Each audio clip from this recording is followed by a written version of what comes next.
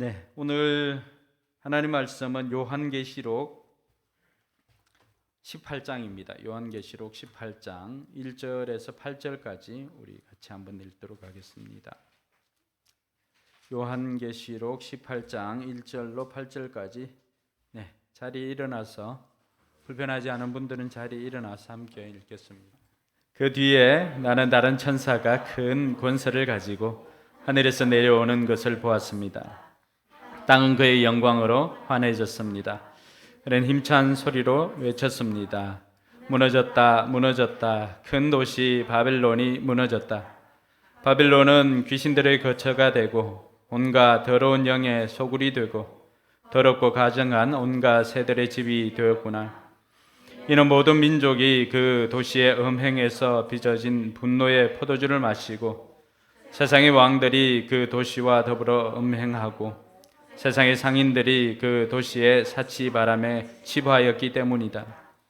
나는 하늘에서 또 다른 음성이 올려오는 것을 들었습니다. 내 백성아, 그 도시에서 떠나가라. 너희는 그 도시의 죄에 가담하지 말고 그 도시가 당하는 재난을 당하지 않도록 하여라. 그 도시의 죄는 하늘에까지 닿았고 하나님은 그 도시의 불의한 행위를 기억하신다. 너희는 그 도시가 준 만큼 그 도시에 돌려주고 그 도시의 행실대로 갑절로 갚아주어라. 너희는 그 도시가 썩은 잔에 갑절로 썩어 주어라. 그 도시가 그렇게 자기를 영화롭게 하고 사치하였으니 그만큼 그에게 고통과 슬픔을 안겨주어라. 그 도시는 마음속으로 나는 여왕의 자리에 앉아있고 과부가 아니니 절대로 슬픔을 맛보지 않을 것이다 하고 말한다. 그러므로 그 도시의 재난 곧 죽음과 슬픔과 굶주림이 하루 사이에 닥칠 것이요 그 도시는 불이 타버릴 것이다. 그 도시를 심판하신 주 하나님은 강한 분이시기 때문이다. 아멘. 앞뒤 좌우로 5분 만나서 복을 빌어 주시기 바랍니다. 하늘 복 많이 받으시기 바랍니다.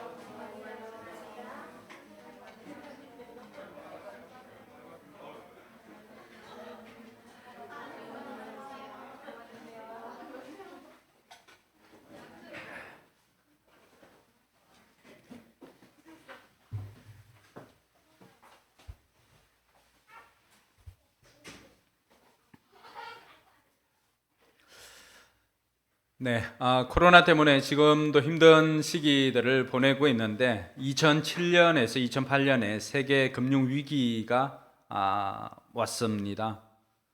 2007년에는 그 서브 모기지론, 그러니까 비우량 주택 담보 대출 이런 것을 해주는 그 주택 담보 회사들이 파산 지경에 이르게 되었습니다.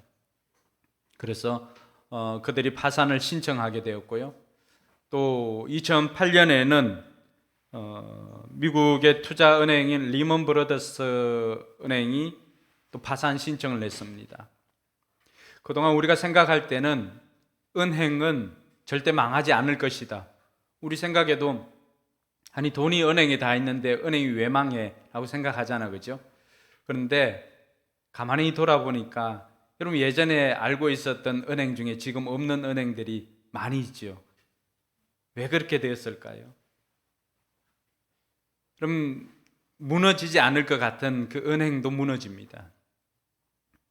또 무너지지 않을 것 같던 국가, 우리가 생각할 때는 나라가 돈을 망할 것 같으면 돈을 계속 찍어내면 되지라고 그냥 단순하게 생각할 수도 있는데 많이 찍어낼 수도 없고 또 많이 찍어낸다고 한들 그것이 화폐 가치가 떨어지면은 아무리 많은 것을 가지고 가도 얼마의 가치가 없으니까 그냥 휴지 조각이 되어버리는 이런 일들이 생깁니다. 그래서 은행이나 또 국가나 영원히 망하지 않을 것 같은 또 영원히 무너지지 않을 것 같은 그러한 것들도 무너지더라고 하는 것입니다. 오늘 우리가 읽었던 이 본문의 말씀이 바로 그 이야기를 우리에게 들려줍니다. 무너진 바벨론. 여러분, 바벨론은 당시 바벨론이라고 하는 것은 이 요한이 성령에 이끌려서 또 천상에서 앞으로 되어질 일들에 대해서 보게 된 그 이상을 우리에게 전해주는데 그것이 바로 바벨론이 무너진다는 그 소식이었습니다. 큰 엄녀를 보게 되고요. 그 엄녀가 짐승을 타고 앉아있는 바다에서 그러한 것들을 보게 되었습니다. 이 무너지는 바벨론은 어떤 것인가? 이 바벨론을 서술하고 있는 것이 다 크다라고 하는 것입니다. 큰 성 바벨론, 큰 도시 바벨론, 또 큰 엄녀, 큰 장녀, 다 앞에는 크다라고 하는 그런 형용사가 다 있습니다. 이것은 큰 것을 추구하는 세상을 이야기를 하는 것입니다. 세상의 가치관을 이야기를 하는 것입니다. 세상의 가치관은 어떤 것입니까? 큰 것, 많은 것, 높은 것, 이런 것들을 다 가치 있는 것으로 생각을 합니다. 그러나 작은 것도 또 평범한 것도 얼마나 소중하다라고 하는 것을 우리는 이 코로나 시기를 지나면서 알게 됩니다. 여러분, 코로나 시기를 지나면서 여러분들을 가장 행복하게 했던 것이 언제입니까? 가족들과 잠시 나갔지만 그곳에서 마스크 벗고 잠깐의 이야기를 하고 바깥 바람 쐬고 하는 그것이 진짜 행복 아니었습니까? 세상의 가치관은 계속해서 우리로 하여금 많은 것, 더 많이 가지게 하고요, 더 높게 오르게 하고 또 더 빨리 가게 하고, 이렇게 계속해서 우리로 하여금 더 많은 것, 더 높은 것, 더 빠른 것, 더 강한 것, 이런 것들을 추구하게 만듭니다. 그것이 가치가 선한 것으로 계속해서 오도를 합니다. 그러니까 사람들은 1등을 하기 위해서라고 한다면, 높은 곳에 올라가기 위해서라고 한다면 다른 사람들을 짓밟는 것은 아무런 문제가 되지 않도록 세상을 그렇게 만들어 버렸습니다. 저도 어제 이 사전 투표를 하였는데요, 여러분, 투표 하면서 보니까 수많은 사람들이 나와 있습니다. 근데 요즘은 당도 구분을 못해요. 공약하는 것도 우리는 보면 다 우장산 5번, 6번 출구를 내준대요. 여당이나 야당이나 할 것 없이. 그것으로는 더 이상 판단할 수 없는 그런 지경에 이르게 되었습니다. 하나님께서 오늘 이 땅을 보시면서, 이들을 보시면서 다 세상의 가치관으로, 그들이 당선만 되면은 어떠한 공약을 냈든지 또 그 선거 과정에 다른 후보들을 얼마나 비방을 했는지, 이런 것들은 전혀 문제가 되지 않는 것입니다. 그것이 세상이 우리에게 주는 거짓말인 것입니다. 오늘 큰 성 바벨론이라고 했을 때 그 바벨론은 어떤 것인가? 계시록 16장 19절에서 20절에 보면은 바벨론 심판에 대해서 말을 하였습니다. 그리고 계시록 17장과 계시록 18장에서는 이 바벨론 심판에 대해서 계속해서 이야기를 합니다. 여러분, 요한계시록이 22장으로 되어 있거든요. 22장으로 되어 있는데 그 중에 2장을 바벨론의 심판에 대해서 이야기를 하고 있습니다. 그리고 16장 끝에서도 그걸 이야기를 하고 있고, 여러분, 파워포인트 말고 또 있죠? 프리지 아시죠? 프레지가 아니고 프레지. 제가 다음에 한번 그걸로 설교 한번 해볼게요. 프레지는 글자가 있는데 글자를 통 누르면은 이게 갑자기 쫙 커져가지고, 그래서 주로 이제 프레젠테이션 할 때나 이런 거 사용하는 건데, 오늘 16장 19절과 20절을 통 누르니까 17장 18장이 확 확대되어져서 보여지는 거예요. 뭐냐 그러면 바벨론이 망한다는 거예요. 바벨론은 어떤 것이냐 하면은 인간들로 하여금 하나님을 경배하는 대신에 우상이나 쾌락이나 권력을 숭배하는 악의 모든 세력들을 총칭한 것이 바벨론입니다. 당시는 역사적 바벨론이 있었고요, 그 당시에는 로마가 바로 이런 바벨론이었습니다. 그래서 어거스틴은 신궁론을 통해서 두 도성의 이야기를 통해서 하나님의 도성과 그리고 세상의 도성을 이야기를 합니다. 그러면서 이 로마에 대한 이야기도 곁들여서 합니다. 여러분, 당시 바벨론이라고 하는 것은 무너진 바벨론, 이야기할 때 이 바벨론이라고 하는 것은 악의 도시입니다. 세속의 원리로 돌아가는 더 강한 것, 더 빠른 것, 더 많은 것, 더 높은 것, 이런 것들을 추구하는 세속의 원리로 움직여지는 모든 도시와 세속의 원리로 움직이는 모든 문화를 총칭해서 바벨론이라고 그렇게 이야기를 합니다. 좀 더 쉽게 이야기를 하면 하나님을 떠난 인간의 도성이라고 할 수가 있습니다. 하나님을 떠난 인간의 도성이지만 그들에게는 힘이 있습니다. 세상의 권력이 그들에게 주어져 있습니다. 오늘 큰 음녀로 나오는, 큰 창녀로 나오는 17장 1절에 보면 큰 창녀가 받을 심판이다라고 했는데, 그 창녀가 17장 5절에 가면은 그가 바로 이 바벨론을 이야기를 하고 있는 것입니다.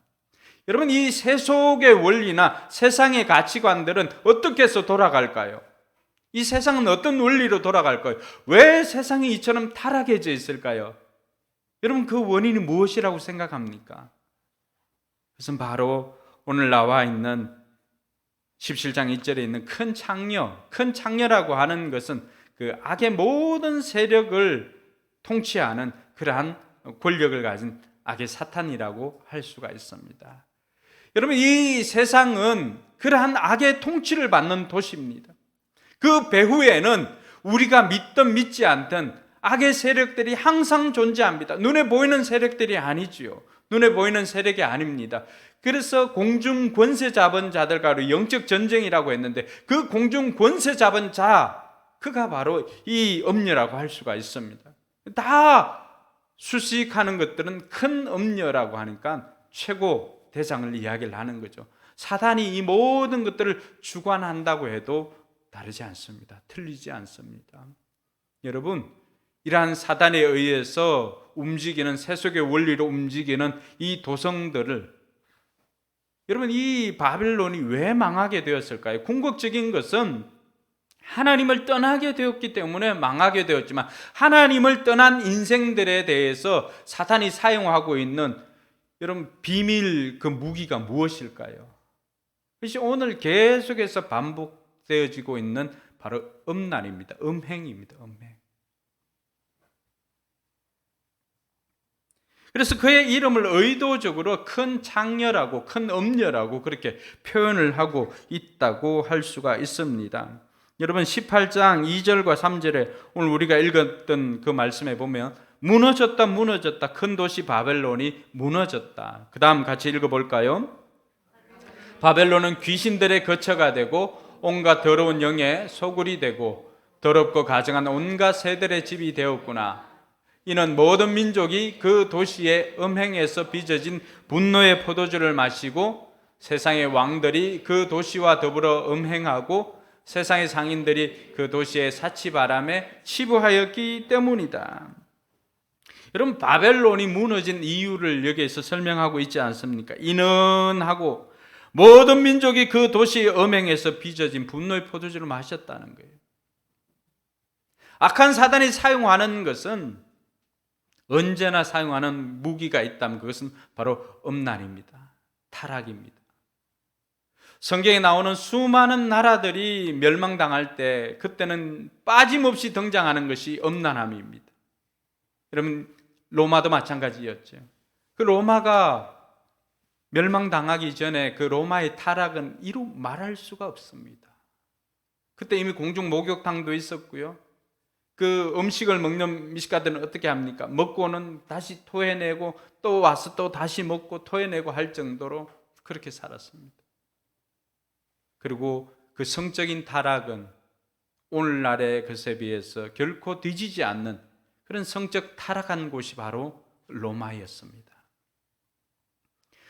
오늘 하나님의 천사는 요한을 통해서 그 무너진 바벨론을 보여줄 뿐만이 아니라 오늘 이 시대를 살아가고 있는 저와 여러분들에게도 그 무너진 바벨론을 통해서 사단이 이 시대를 망하게 하기 위해서 이 시대 하나님의 백성들이나 아니면 이 세대를 이끌어가고 있는 무기가 무엇인지를 우리에게 가르쳐 주는 것입니다. 그것이 바로 음란함이라고 하는 것입니다. 음행입니다.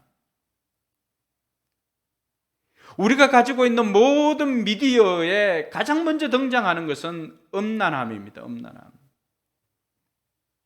이전 그 음란함이 과거에는 컴퓨터 화면으로만 이렇게 되어졌다면, 그러니까 부모들이 컴퓨터 화면만 어떻게 보면은 뭐 열라고 해서 모니터를 바깥으로 던진 사람들이 있고 하지만은 모니터가 아니라 하드웨어를 깨든지 뭘 해야 됐었잖아요.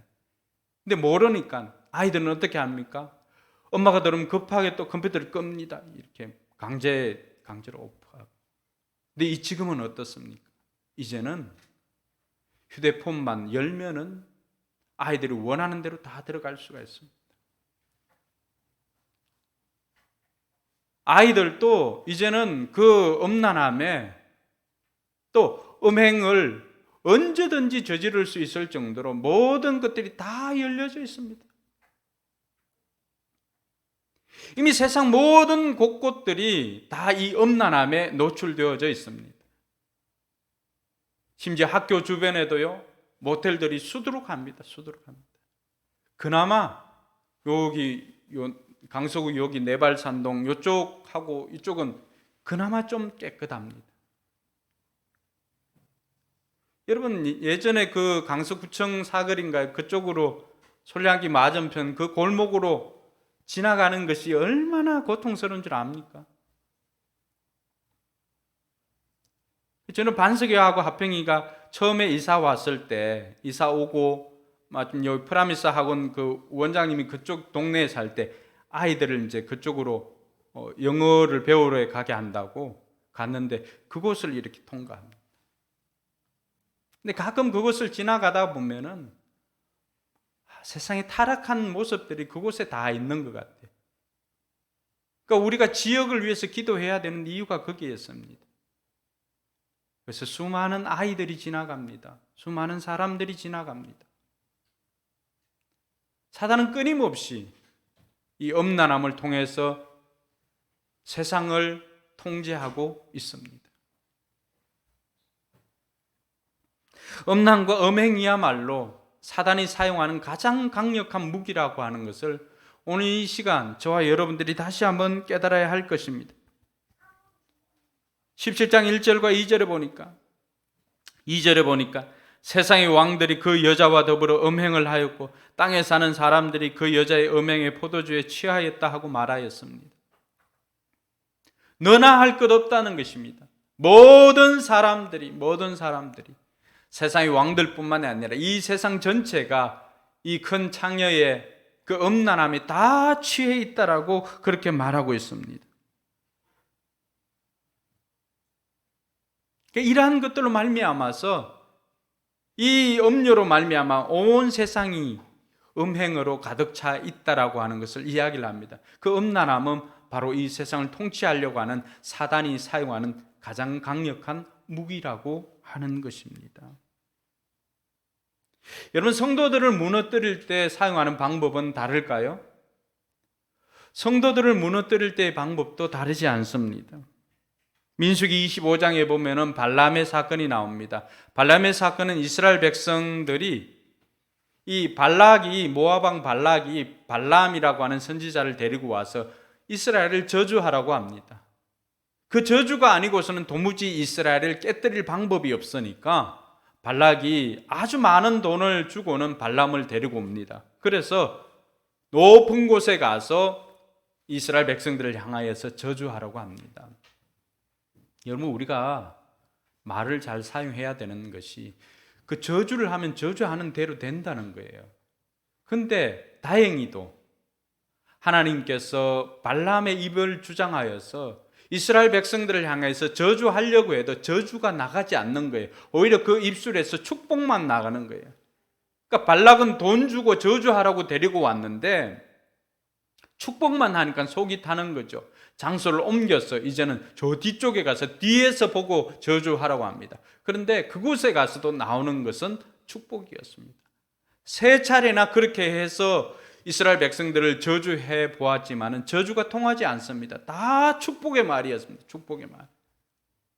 사랑하는 성도 여러분, 하나님의 백성들이 얼마나 복된 사람들인가를 이것을 통해서도 우리가 알 수가 있습니다. 그래서 발람은 도저히 이것으로는 이스라엘 백성들을 저주할 수가 없다라고 하는 것을 알고는 한 방법을 발락에게 가르쳐 줍니다.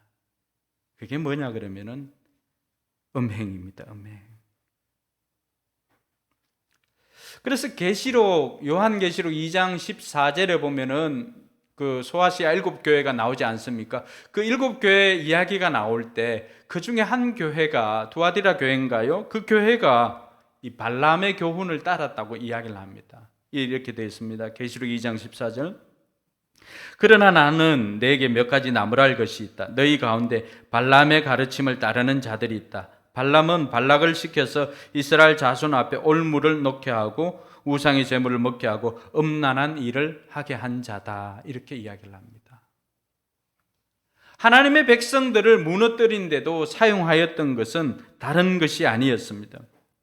그것은 바로 음란함입니다. 그래서 이 민수기 25장에 가면은 이 모압 여인들이 모압의 사람들이 축제 때 이스라엘 백성들이 그들과 같이 가서 그들과 축제에 참여합니다.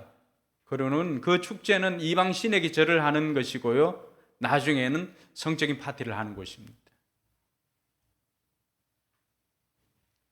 이제는 버젓이 대낮에도 하나님의 백성 이스라엘 백성이 모압 여인을 데리고 와서 자기 집 그 텐트로 들어갑니다. 그걸 보고 얼마나 열받습니까? 그래서 비느하스라고 하는 아론의 손자지요. 비느하스가 창을 들고 가서 그 텐트에 들어가서 그 관계를 맺고 있는 그들을 찔러 죽입니다. 그것으로 말미암아서 이스라엘 백성들에게 내려졌던 연병이 끊치게 되었습니다. 수많은 사람들이 죽음을 당했습니다. 사랑하는 성도 여러분, 나는 교회를 다니니까, 나는 예수를 믿으니까 괜찮아라고 생각하는 사람들이 있습니까? 그렇지 않습니다. 우리 여기도 개발자가 있지만은 여러분, 개발하는 사람들이 얼마나 교묘하게 그 프로그램들을 만드는지 모릅니다. 한 번 보면 빠질 수 없도록. 그러니까 내가 한 번만 보고 이게 어떤 것인지 알고 나오겠다. 아닙니다. 한 번 보면 계속해서 생각나게 만들도록 한 것이 개발자들입니다. 그래도 우리는 우리 윤목자를 위해서 기도를 많이 해야 됩니다. 윤목자가 선한 개발을 해서 인류의 공영을 할 수 있도록. 그러면 이제는 버젓이 텔레비전 광고나 뭐 온 광고에 게임 광고들이 나오는 것, 그게 얼마나 선정적으로 나옵니까? 그러니까 이런 것들을 보면 우리 주변에 이 엄란한 것들이 도처에 널려져 있습니다. 손을 대고 난 다음에 알아보고 나온다? 아니에요. 여러분, 개발자들 실력을 무시해서는 안 됩니다. 아예 그런 거에 근처도 가지 않는 것이 중요합니다. 그러니까 요즘은 짤로 이렇게 돌아다니는 것들이 많습니다.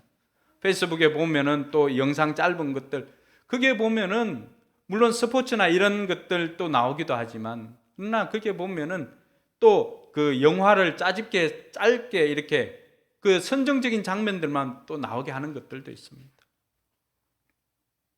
오늘 그러한 것에 우리 성도들도 노출이 되어 있다라고 하는 것이죠.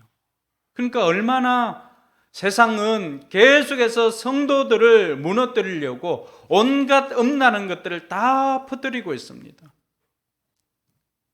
뿐만 아니라 교회 안에서도요. 교회 안에서도 이 교회를 이끌어가는 그 원리가, 세속의 원리가 그대로 들어와 있는 것이 많이 있습니다. 그러니까 여기 안에서도 더 강한 것, 더 높은 것, 더 많은 것, 더 빠른 것, 이런 것들을 추구하게 만들어버립니다. 그것으로 인해서 교회의 다툼이 많습니다. 육적인 음란함뿐만 아니라 영적 음란함도 동일하게 이야기를 하고 있습니다. 그것이 영적 음란함의 가장 주범은 돈입니다. 돈. 그 돈은 일만하게 뿌리라고, 그래서 바울이 그 이야기를 하는 것입니다. 여러분, 돈 자체는 선합니다. 그러나 이 돈을 통한 탐심은 우상이라고 했습니다. 우상 숭배라고 했습니다. 지금은 록펠러 재단이 만들어져 있지만은 그 록펠러에게 석유 재벌 아닙니까? 세계 최고 재벌이었잖아요.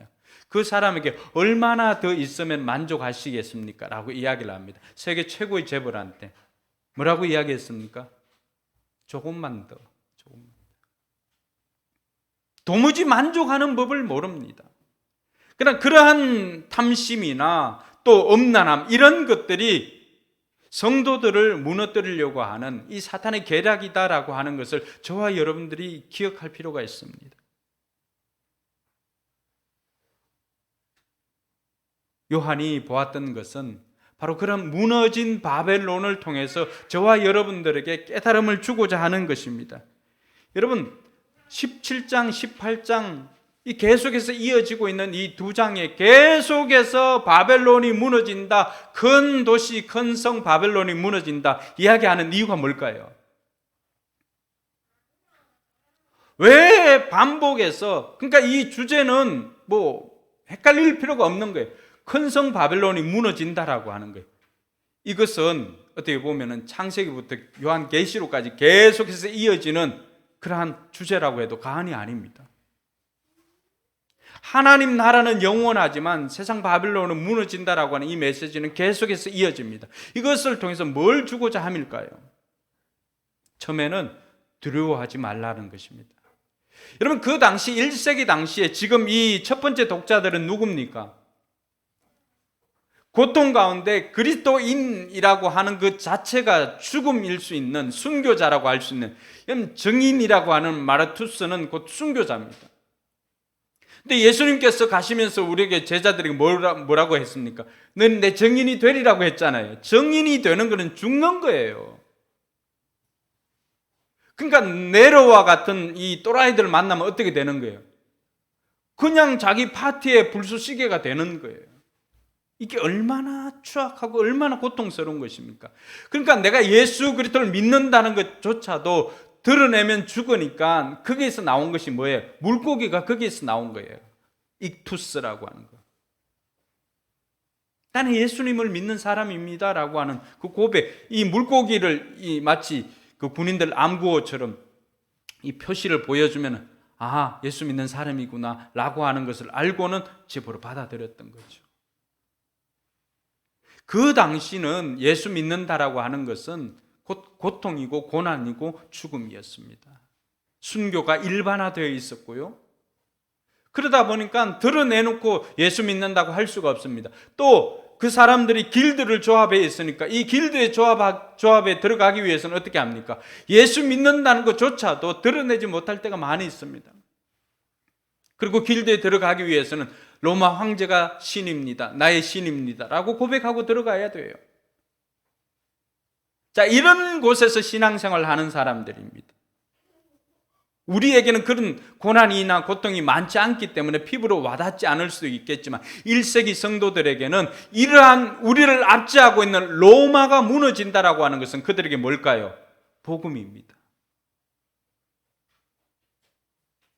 그래서 요한을 통해서 무너진 로마를 보여주면서 앞으로 세상의 도시들은 큰 도성이 바벨론이 무너진다라고 하는 것은 이제 얼마 남지 않았으니까 두려워하지 말라는 것입니다. 참으라고 하는 것입니다. 인내하라는 것입니다. 그래서 곳곳에 나오는 것이 신앙에 있어서 곳곳에 나오는 것은 인내하다라고 하는 것입니다.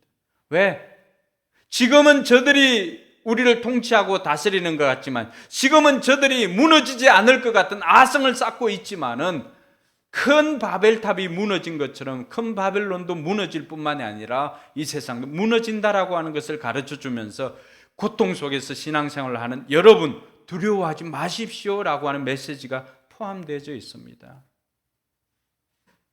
두 번째는요. 왜 이 무너진 바벨론을 보여주는가? 그것은 우리에게 부러워하지 말라는 것입니다. 열을 붉을 꽃이 없다라고 했습니다. 영원한 것 같지만은 그 영원함도 때로는 엔트로피지요. 시간이 지나면서 이렇게 다 노화가 됩니다. 영원할 것 같던 그 바벨론도 시간이 지나면은 그 성도 무너지더라고 하는 것입니다. 그러니까 그것을 부러워하지 말라는 것입니다. 지금 수많은 사람들이, 수많은 믿음의 사람들도 너무나 세상을 부러워합니다. 특별히 우리 청소년들, 크리에이터들 얼마나 부러워합니까? 힙합을 하는 사람들 얼마나 부러워합니까? 목에 금을 칭칭 감아 나오고 슈퍼카 몇 대를 집에 있다고 자랑하고 호텔에서 생활을 하고 하는 이런 모습을 보면 우리 아이들도 부러워합니다. 그 배후에 온갖 추악한 것들이 있다는 걸 모르지요. 근데 무너진 바벨론을 보여주는 것은 무엇입니까? 세상의 원리로 움직이는 것은 언젠가는 저렇게 무너지게 된다라고 하는 것을 가르쳐 주고 있습니다. 여러분, 모래 위에 지은 거대한 성을 부러워할 사람이 과연 몇이나 있을까요? 요한을 통해서 오늘 저와 여러분들 이 시대를 살아가고 있는 우리 신앙인들에게도 무너진 바벨론을 보면서 우리는 뭐라고 생각을 해야 된다고? 부러워하지 말아야 된다는 것입니다. 그게 다가 아니라고 하는 거예요. 무너질 것 부러워하지 말고 썩어 없어질 것에 집착하지 말고 영원한 것에 소망을 두라고 하는 메시지가 포함되어져 있는 것입니다. 여러분, 이 세상 너무 부러워하지 마시기 바랍니다. 어느 후보가 이번에 나온 후보 중에 그분이 캐치프레이즈가 그거예요. 화곡도 마곡이 된다. 그 사람의 가치는 높은 빌딩 그것이 다 행복인 줄 압니다. 실제로 그 화려한 건물 속에 살아가면서 대출 이자 걱정하고 이제나 저제나 코로나 때문에 문 닫았던 가게들을 생각하면 마곡이 되는 것이 진정한 행복일까요?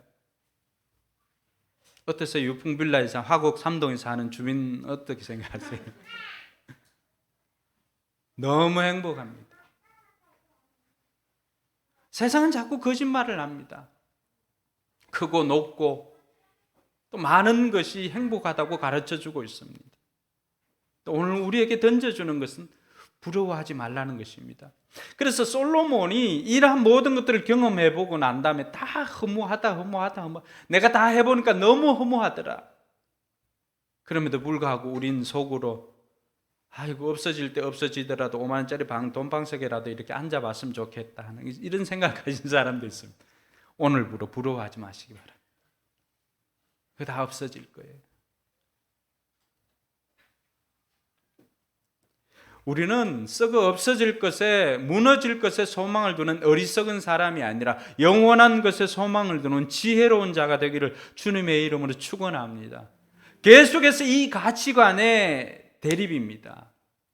세상 가치관은요, 계속 우리로 하여금 높은 것, 좋은 것, 많은 것 이런 것을 돈 많은 것을 잘 산다라고 표현했던 이유가 무엇입니까? 그 세상이 거짓말이잖아요. 돈이 많다고 높은 건물에 산다고 좋은 차를 타고 있다고 해서 그 사람들이 잘 사는 것입니까?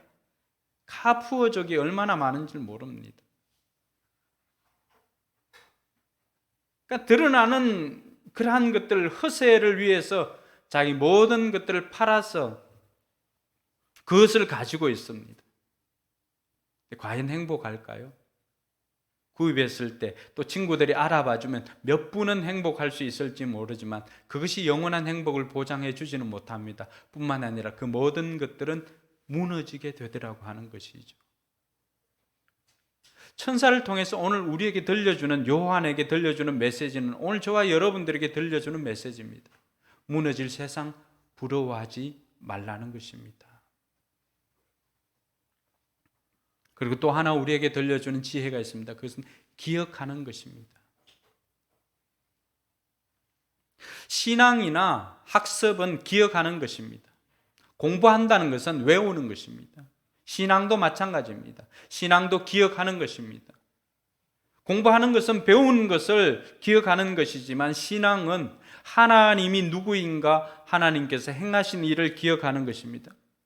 우리가 어린이 주일을 지나면서 했던 건 뭐지요? 다음 세대가 아니라 다른 세대가 되는 것은 그들이 뭘 몰랐기 때문입니까? 하나님이 어떤 분인지를 몰랐고 하나님이 하신 일을 몰랐던 것입니다. 저 기억하지 못했기 때문입니다. 왜 점수가 안 나올까요? 종훈아, 왜 점수가 안 나올까? 시험 치는데 기억하지 못했기 때문이죠. 기억하지 못했기. 신앙도 마찬가지입니다. 우리는 하나님께서 베풀어 주신 은혜를 우리가 찬양을 냈잖아, 그죠? 지나가고 나면 힘들고 어려울 때는 하나님이 행하신 일들을 우리가 기억하지 못할 때가 많습니다. 하나님이 행하신 일들을 망각하니까 어떻습니까? 우리 신앙이 곤두박질 쳐지는 것입니다. 그래서 신앙은 기억하는 것입니다. 그래서 성경에 보면 아주 많이 나오는 단어 중에 하나가 뭐예요? 기억하다, 기억하다, 기억하라, 기념하라. 그러니까 기억하기 위해서 기념비도 세우는 것입니다. 돌에다가 기름을 붓고 길갈이라고 이름도 짓기도 하고요. 왜 그렇게 합니까? 왜 달리기에 동그라미를 빨간 것으로 이렇게 둘둘 말아칩니까? 기억하기 위해서, 기념하기 위해서입니다. 오늘 우리 신앙도 마찬가지입니다. 무너진 바벨론을 보면서 저와 여러분들이 기억해야 되는 것은 하나님 나라는 영원하지만 세상 도성, 세속의 원리들은 다 무너지는 것이구나라고 하는 걸 기억하는 것입니다.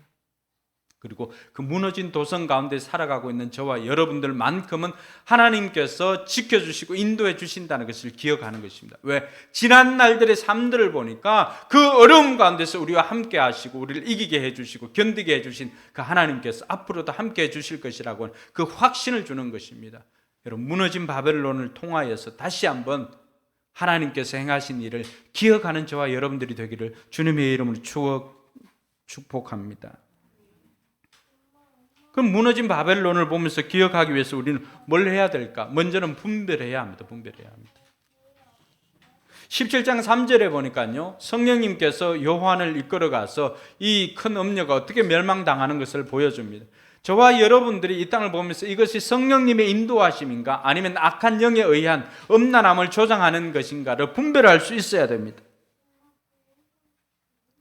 악한 영들이 통치로 인한 음란한 것이라고 한다면은 그것을 우리는 멀리할 수가 있어야 되는 거죠. 성령의 인도하심을 따라 사는 삶과 악한 영에 의해서 음행하는 그러한 삶들을 분별할 수가 있어야 됩니다.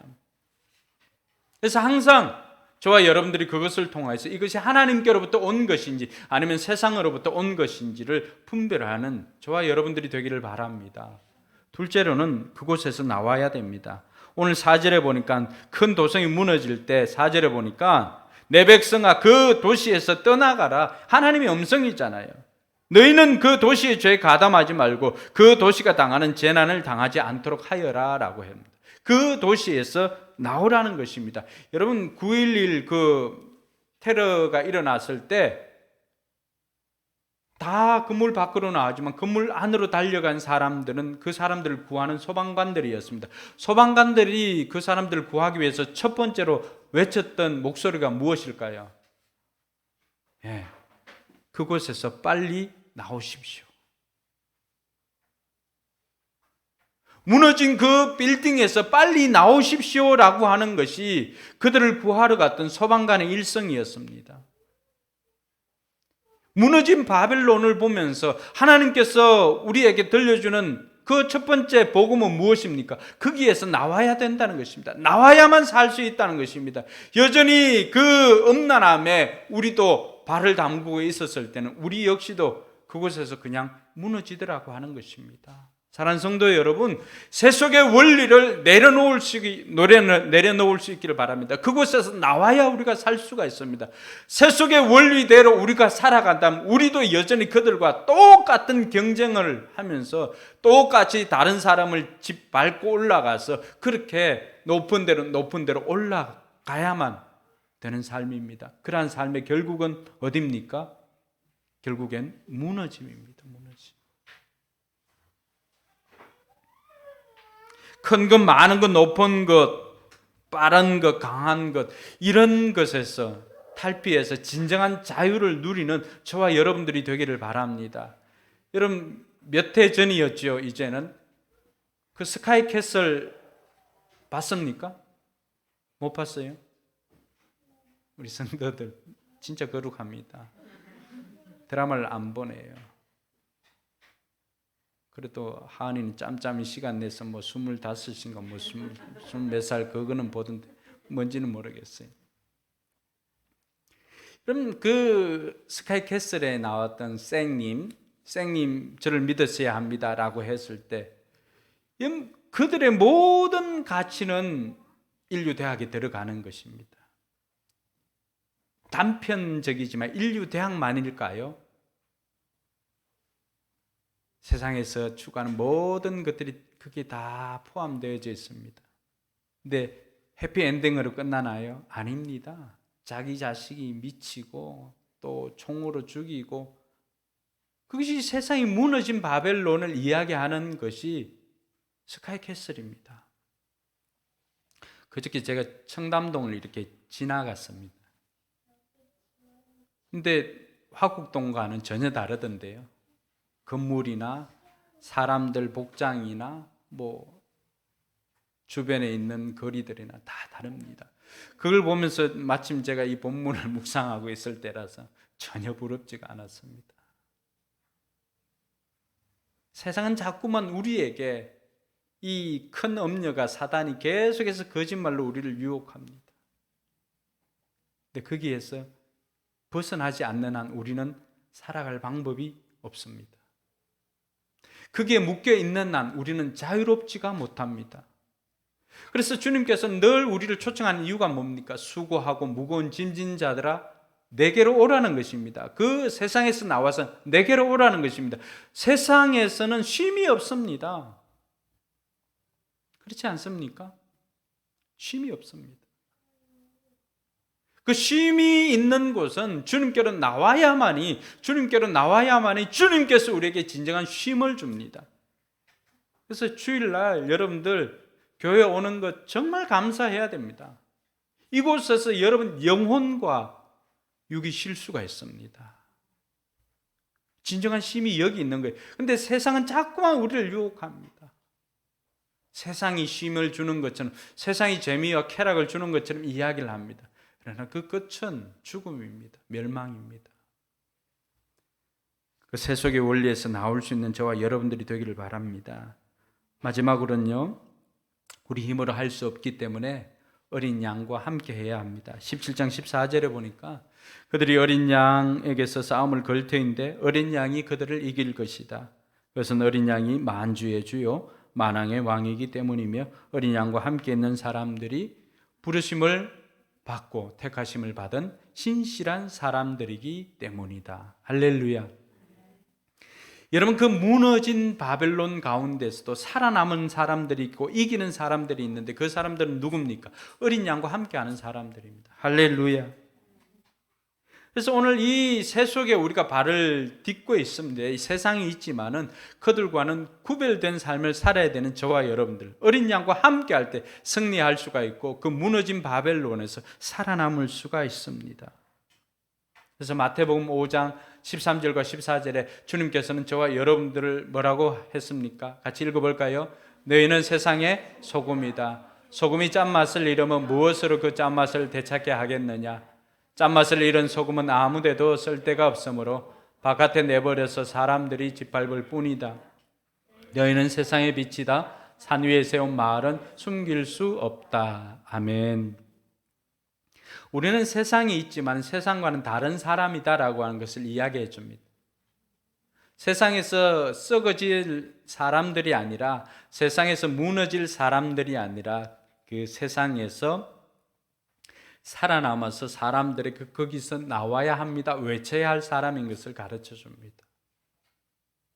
무너진 그 틈바구니에서 사람들이 나올 수 있는 비결은 뭘까요? 빛 대신 여러분들을 보고 따라 나올 수가 있습니다. 오늘 저와 여러분들의 삶이, 우리는 발광체가 아닙니다. 우리는 반사체입니다. 달과 마찬가지입니다. 빛 대신 주님께서 우리를 비추어 주실 때 우리의 빛된 행실을 통하여서 이 어둠에 살아가고 있는 사람들이 우리를 보고 나와야 됩니다. 근데 우리가 그 짠맛을 잃어버리면 오히려 세상에 밟힐 뿐입니다. 그 짠맛이라고 하는 정체성은 뭡니까? 내가 예수 그리스도인으로서 사는 것이죠. 예수님처럼 사는 것입니다. 예수님답게 사는 것입니다. 그래서 사도행전 11장 26절에 보면 안디옥에서 비로소 그 사람들이 처음으로 그리스도인이라고 칭함을 받습니다. 그 그리스도인이라고 하는 것이 무엇입니까? 크리스찬, 제가 지난 이야기를 해드리죠, 종종.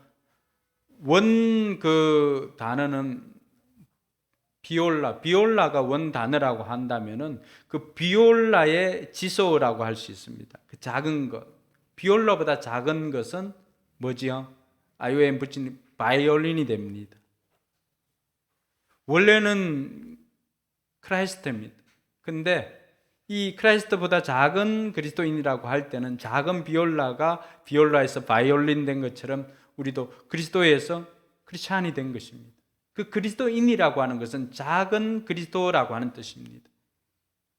주님께서는 저와 여러분들이 안디옥에서 왜 그 사람들이 처음으로 거기서 그리스도인이라고 칭함을 받았을까요? 그들은 안디옥 도심에 사는 사람들과는 다른 삶을 살았습니다. 이 다른 삶이 그들을 그리스도인이라고 칭함을 받게 했습니다. 우리도 이 땅에 살아가면서 좀 그랬으면 좋겠습니다. 집사람이 얼마 전에 큰돈 들여가지고 빠마를 했습니다. 그리고 오늘 이 자리에 서기 위해서 얼마 전에 머리숱을 좀 쳐달라고 미용실에 갔습니다. 마침 그 집사람 머리를 담당했던 그 사람이 없고 원장님이 아주 시원하게 다 정리를 해줬습니다. 집사람은 길길이 날뛸 뻔했습니다. 비싼 돈 주고 빠마를 했는데 빠마기를 다 없앤 거예요.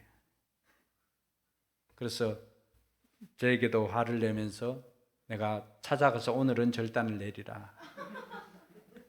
한번 미용실을 한번 뒤집어 엎어리라.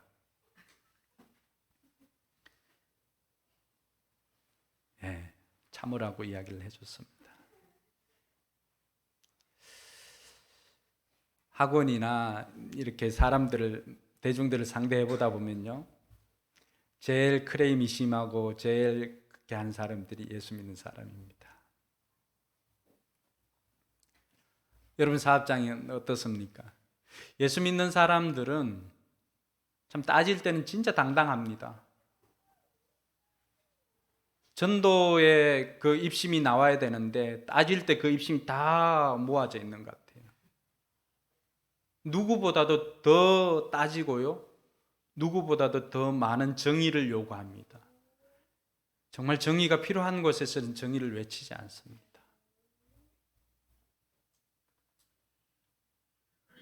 우리 성도들은 시장에 가서도 어디 가서 좀 이렇게 유했으면 좋겠습니다. 부드러웠으면 좋겠습니다. 좀 마음을 넓게 하고 차라리 우리가 손해보더라도. 근데 그 손해보는 것 있잖아요. 하나님 다 갚아주십니다. 저는 많은 것들을 통해서 그런 걸 경험해 보았습니다. 우리가 세상에서 그리스도인이 된다라고 하는 것은 일반 사람들과 똑같이 사는 게 아니라 그 사람들 같았으면 와서 뒤집어 놓고 했을 그런 상황에도 우리는 그래, 예수는 내가 믿고 복은 네가 받아라 하고는 그냥 복을 빌어주는 것입니다. 그럴 때 비로소 사람들은 우리를 다르게 봅니다. 저 사람은 왜 저렇게 할 수 있었을까? 내 같으면 완전 뒤집어 놓았을 건데. 이런 사람들이 한 사람 두 사람 늘어나는, 저 사람 그렇지, 포커스 교회 다녔구나. 이게 답이 되어야 됩니다. 그게 무너진 바벨론을 보면서 우리가 이번 한 주간 실천해야 될 것이 이것입니다. 시장에 가서 깎지 않고 인색하지 않고 오히려 나누어 주고 웃으면서 차라리 내가 손해보더라도 다른 사람에게 베풀며 사는 것. 그래서 저와 여러분들이 좀 우리가 있는 지역 커뮤니티나 이런 곳에 가서 세상이 기준이 아니라 우리가 새로운 기준이 되는 것, 그것이 오늘 설교를 전하는 저나 설교 듣는 여러분들의 변화여야 할 것입니다. 우리가 새로운 기준이 좀 되었으면 좋겠습니다. 안디옥에 사는 성도들은 그들은 새로운 기준이 되었거든요. 그리스도인이라고. 우리가 사는 지역에서 우리만큼은, 여러분 많은 가게가 있어도 여러분의 가게만큼은 여러분들이 새로운 기준을 좀 제시해 줬으면 좋겠습니다. 그곳에 가면 마음이 편하고 그곳에 가면 양보하는 또 겸손의 미덕이 있는 이런 여러분들이 일하는 부서에도 여러분들이 있는 학교에도 여러분들이 공부하는 그 교실에도 여러분들이 새로운 기준이 될 수 있기를 바랍니다. 그것이 주님께서 우리를 특별하게 만든 이유입니다. 그래서 이번 한 주간도 우리가 세상 속에서 이 세상을 바라보고 플렉스하는 것을 부러워하지 말고 풍부한 데 처한 줄도 알고 비천에 처한 줄도 알았던 일체의 비결을 배웠던 그 바울의 고백, 내게 능력 주시는 자 안에서 내가 모든 것을 할 수 있습니다. 그 고백은 어디서 나옵니까? 자기가 부해 보기도 하고 없어 보기도 했지만 그러한 것이 내 행복을 만들어주는 것이 아니라 언제든지 모든 것을 주실 수 있는, 할 수 있는 하나님께서 나의 행복입니다 라고 고백하는 사람만이 새로운 기준으로 살 수가 있습니다.